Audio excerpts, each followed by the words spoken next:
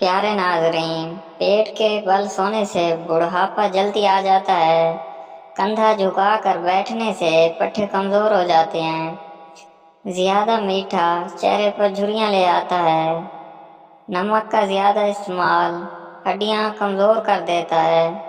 جو مرد حضرات گوشت کا زیادہ استعمال کرتے ہیں ان کے بدن کی جلد لٹک جاتی ہے۔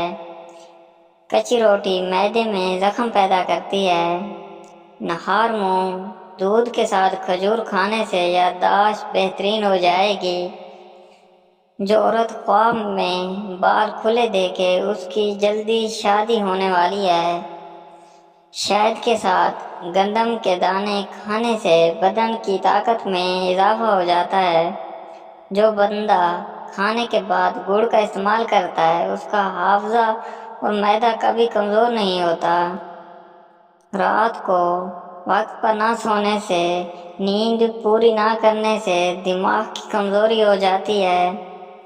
بوڑھے جانور کا گوشت کھانے سے مرد کی طاقت ختم ہو جاتی ہے۔ زیادہ چائے اور رات کے وقت انڈے کھانے سے مردانہ طاقت میں کمی آتی ہے۔ پانی پینے کے دوران لیموں چاٹ لینے سے موٹاپا جلدی ختم ہو جاتا ہے۔ سونے سے قبل سرما لگا کر سونے سے دور کی نظر تیز ہو جاتی ہے۔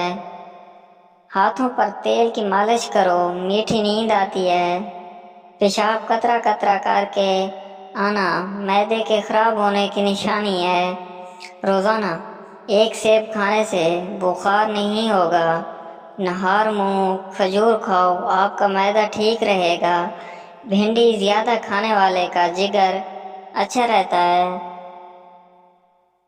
زیادہ پانی پینے والا دیر سے بوڑھا ہوتا ہے۔